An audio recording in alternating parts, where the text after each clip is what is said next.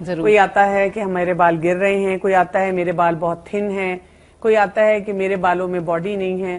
اس کے لیے ہم کیا کر سکتے ہیں؟ بسم اللہ الرحمن الرحیم. بالوں کے لیے بھی طب نبوی میں بہت سی رہنمائی موجود ہے. سب سے پہلی بات تو ہمیں اس کی صفائی ستھرائی کا خیال کرنا چاہیے. اگر ہم ہر روز بال نہیں دھو سکتے تو کم از کم 1 یا 2 دن کے بعد ان کو ضرور دھو لیں. یعنی اگر سخت سردی بھی ہے تو ان کو دھونا ضروری ہے، کیونکہ جب گندے رہیں گے تو اس کے اندر آف کورس کے بیکٹیریا یا کوئی بھی گندگی جو پیدا ہونے. سب سے بڑی گندگی تو جوئیں ہیں، اور میرا خیال ہے ہر گھر کا یہ بھی مسئلہ ہے. آپ بچے کو اسکول بھیجتے نہیں ہیں جی تو وہ میرا خیال ہے پورے جتنا ٹائم آپ نے ہوم ورک کرانا ہے اتنا ٹائم جوئیں نکالنے کی جدوجہد میں بھی گزارنا ہے. بالکل صحیح. جیسے بچہ اسکول جاتا ہے تو جوؤں کو تحفہ لے کے آتا ہے. اب جوؤں کے علاج کے لیے بھی بہت اچھی رہنمائی موجود ہے. ٹھیک ہے. میں آپ کو بتاؤں کہ جب بھی بچہ ہو یا بڑا اس کے سر میں جوئیں پڑ جائیں، بہت ہی آسان نسخہ ہے.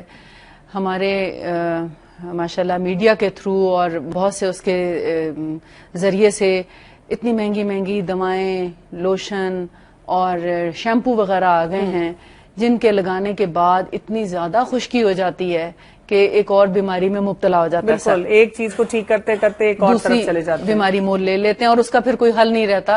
اور یا پھر بال گرنا شروع ہو جاتے ہیں. بات یہ بھی ہے کہ جوئیں ایک ایسی چیز ہے کہ وہ لائف ٹائم میں ایک دفعہ تھوڑی آنی ہے. جی، وہ کچھ دنوں بعد پھر وہ تحفہ واپس آ جانا ہے آپ کے پاس. بار بار آتا ہے آپ کے گھر میں. تو لہٰذا اس کا ایسا حل ہونا چاہیے جو آسان بھی ہو، سستا بھی ہو اور معیاری بھی ہو، اور اس میں مضر صحت نہ ہو. جی ہاں، کیونکہ بہت سی ایسی جس کے کوئی سائیڈ ایفیکٹس. جی بالکل. تو طب نبوی میں نے اس کو دیکھا کیونکہ بہت زیادہ لوگ اس کے بارے میں سوال کرتے تھے، تو میں نے اس کو ریسرچ کیا کہ اس میں کیا کیا چیزیں ایسی ہیں جو ہمارے بالوں کی صحت کے لیے اور سر کی جوؤں کو نکالنے میں مفید ہو سکتی ہیں. یعنی اس میں ہمیں ہمیشہ ایسی چیز کو استعمال کرنا چاہیے جو بالوں کی صحت کے لیے نقصان دہ نہ ہو. بالکل ٹھیک. یہ بیسیکلی میرا ایک تھا کہ جو ہمارے سر کی جلد اور بالوں کے لیے نقصان دہ چیز نہ ہو بلکہ ان کو فائدہ ہی پہنچانے والی. بالکل.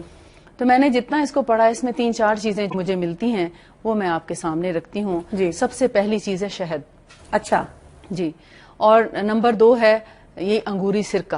اچھا جی. اور نمبر 3 ہے کلونجی یا میرا خیال ہے کلونجی کیبنٹ بنا کے نا جی یہ جتنی چیزیں آپ نے بتائی ہیں یہ تو ہم فرض کے درجے پہ اپنے پاس رکھیں. بالکل. میں تو جب سفر بھی کرتی ہوں تو ان سب کی کچھ نہ کچھ کوانٹٹی کٹ بنا کے ساتھ رکھتی ہوں کہ کوئی اور مریض نظر آ جائے اس کے انسان ہیلپ کر دے، خود کو اگر کوئی ضرورت پڑے تو انسان یوز کرے، کیونکہ یہ ایک ہی چیز سے بے شمار بیماریوں کا علاج کیا جاتا ہے. کمبینیشن کرنا ہے یا ان کو الگ الگ استعمال کرنا ہے؟ جیسے مثال اپنے سر کے بال یا سر کا حجم دیکھتے ہوئے اس کا مقدار آپ نے خود اس کا تعین کرنا ہے. مثال کے طور پر ایک نارمل سر کے لیے 1 ٹیبل سپون اگر شہد ہے تو 1 ٹیبل سپون گریپ وینیگر یا انگوری سرکہ خالص، ٹھیک ہے، ان دونوں کو مکس کریں اور اس کے اندر 1/4 ٹی اسپون یعنی 1/4 حصہ چائے کی چمچ کا کلونجی کا پاؤڈر اچھا وہ اس میں ڈال لیں. ٹھیک ہے.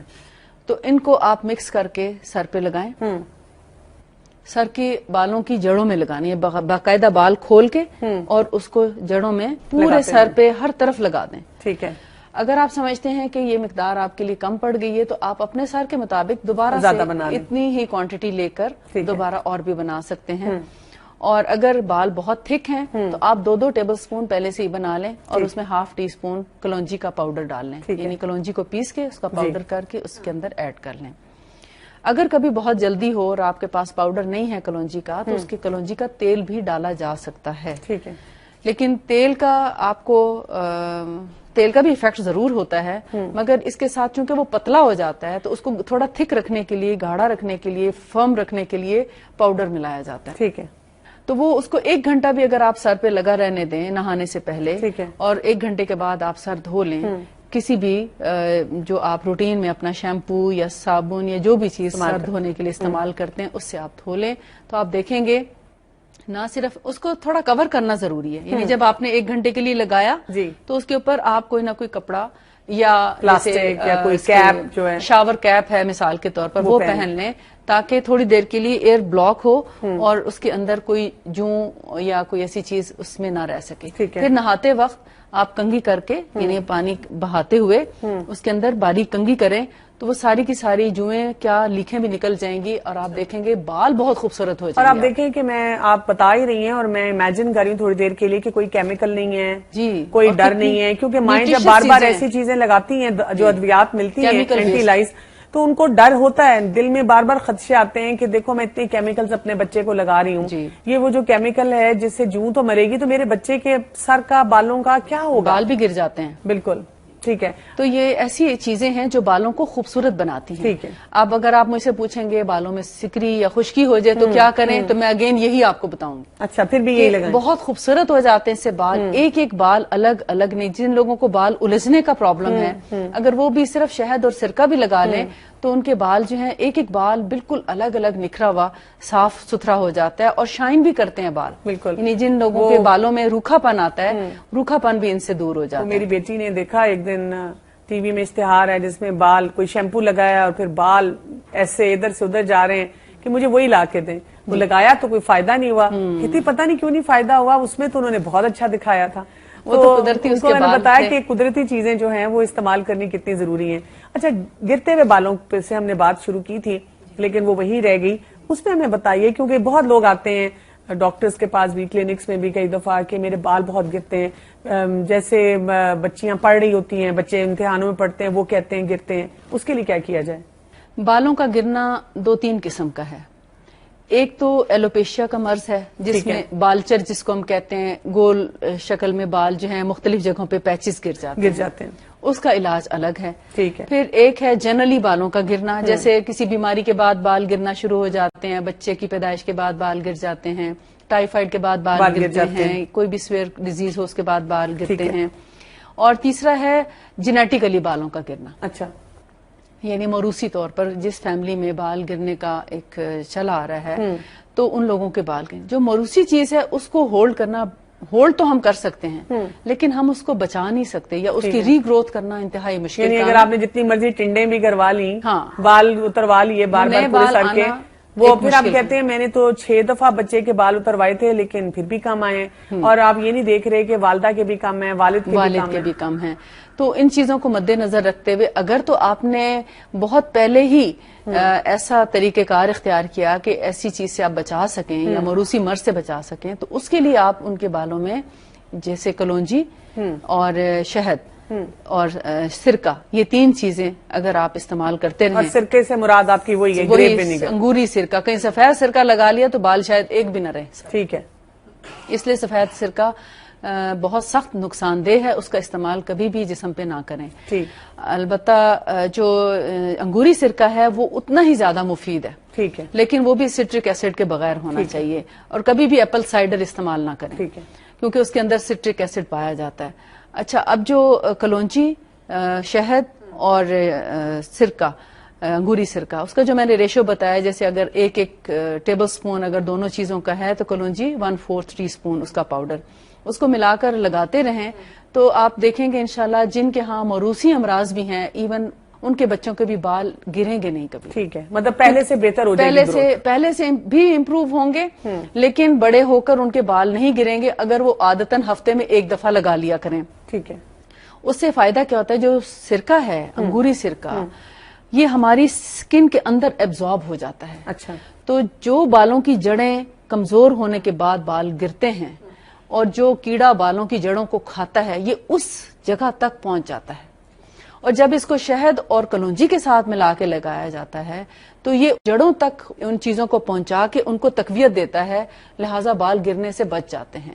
یہ اس کی لاجک ہے. اچھا, کچھ کھانے میں بھی ایسی چیزیں ہوتی ہیں جو ہمیں بڑھانی چاہیے اگر ہمارے بال گرتے ہیں یا کمزور ہیں یا شائن نہیں ہے اس میں؟ جی, بالوں کو گرنے سے بچانے کے لیے جو چند ایک چیزیں میں نے اپنی زندگی میں دیکھی مفید پائیں, اس میں سیب بہت اچھا ہے, دودھ کا استعمال ہونا چاہیے. اس کے علاوہ مچھلی جو ہے سکن کے ساتھ کھانی چاہیے. اچھا. مچھلی کو ہم عام طور پہ دیکھتے ہیں کہ فلے تو ہم بنوا لیتے ہیں, سکن ساری اتار کے پھینک دیتے ہیں, جبکہ سکن بہت ضروری ہے. اسی کے اندر وائٹامن ڈی پایا جاتا ہے. وائٹامن اے اور ڈی مچھلی کی سکن سے حاصل ہوتا ہے. اس کے علاوہ اور بہت سے وائٹامنس ہیں, اسی سے ہماری سکن اپنی اچھی ہوتی ہے, ہمارے بال اچھے ہوتے ہیں, ہماری سکن شائن کرتی ہے. اور جب ہم سکن اتار کے پھینک دیتے ہیں تو ہم بہت سی چیزوں سے محروم ہو جاتے ہیں, یعنی پوری غذائیت ہمیں نہیں مل پاتی.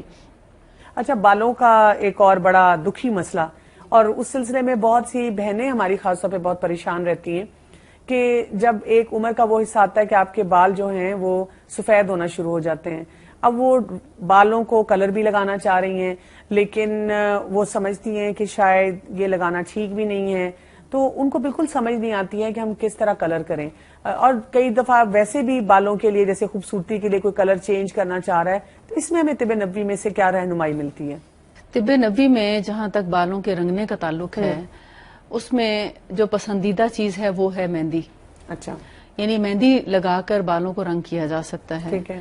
لیکن جس چیز سے منع کیا گیا ہے وہ ہے کالا رنگ. یعنی بلیک کلر کا استعمال جو ہے وہ ہم بالوں پہ نہ کریں، کیونکہ اس سے ہم ایک طرح سے اپنی عمر کو بھی چھپا رہے ہوتے ہیں. شاید یہ بھی کچھ وجہ ہوگی.